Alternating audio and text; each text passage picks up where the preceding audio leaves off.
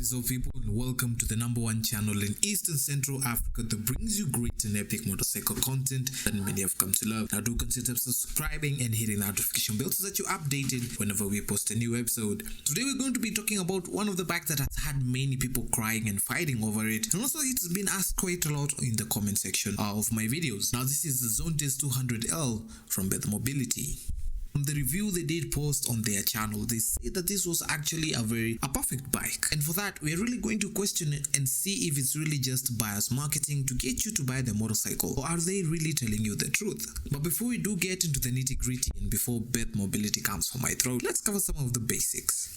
Now the bike comes with a 250cc single-cylinder 4-stroke air-cooled engine that I presume puts out about 20-ish horsepower and perhaps the same if not less of the torque. Mind, it's a very beautiful bike to look at, and if you add on some aftermarket parts such as the windshield and also these crash bars and also some auxiliary lights, you get it to look even much better. Now you also do get cast wheels with not the best tires in the world, squishy brakes and vibrations to make you lose your nerves, but more on that later. From the review they say that the bike can cruise easily at 120 kilometers per hour with a maximum top speed of 140 kilometers per hour. Now in any case, the maximum I was able to do was 104 kilometers per hour. But sure, the conditions are not perfect. I am a heavy dude after all. I was going against the wind. The sun was not shining enough to make the road dry to give me quite good grip. If you don't believe me, here's what she said. And it can cruise at 120. Thika Road is 110 speed limit, so you are covered. Of course, the top speed would be something close to 140 kph. If you're light, of course, and your riding speed is right and there's no wind and gravity, blah, blah, blah, all those factors definitely they apply. When it comes to the brakes, what I found out was that the front brakes were actually a bit too tight, if that's the right word to use, while the rear ones were a bit too squishy. The term that they used, that the brakes were perfect, and I think what she meant was the brakes were quite unbalanced. In a tricky situation, you are actually bound to grip the front brakes, and actually that's a recipe for disaster. You'll always go down each and every time. I always wonder, why do Beth bikes usually have such unbalanced brakes? Well, this is of course excluding the CF Moto line, of course, or maybe it's due to the fact that they assembled bikes from different manufacturers that are branded with a dealership tag, or maybe I don't know. I'm not quite sure. If you know how the process for getting the bikes from Beth Mobility or from the main dealership, please let us know in the comment section below and inform us.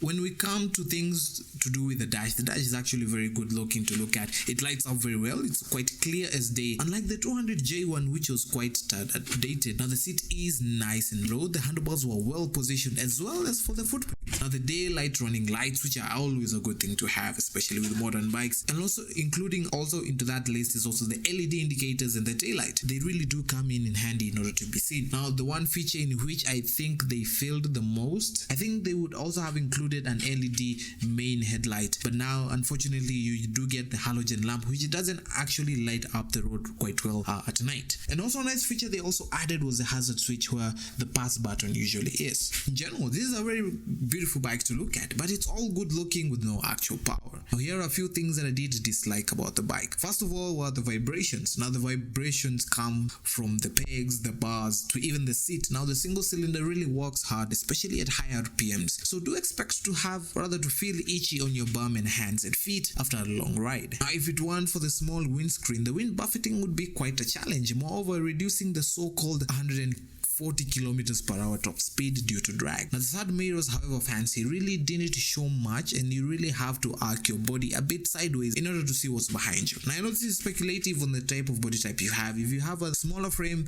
then this would be the perfect. I don't think you'd have the same problem that I had.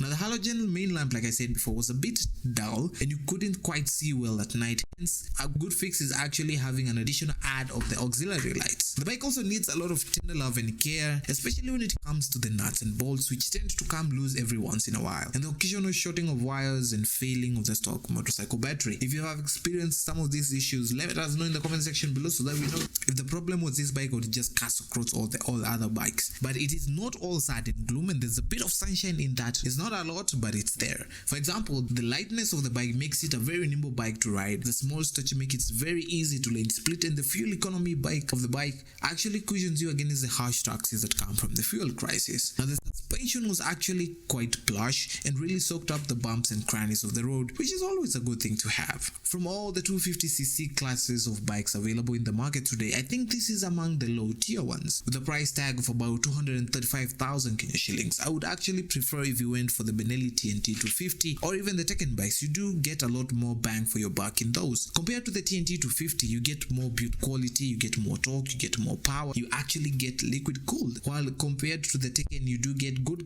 ground clearance with better suspension, better brakes, and more luggage space in terms of panniers and top boxes. And you can also opt to get for the oil cooled one for a little bit of cash. She's a diva who is very choosy and quite annoying at times. Definitely not a keeper, but someone to have fun with for a while and move on. She cannot take you into the wild. She will cry and break down. She's a diva and she belongs to the streets. Thanks for watching.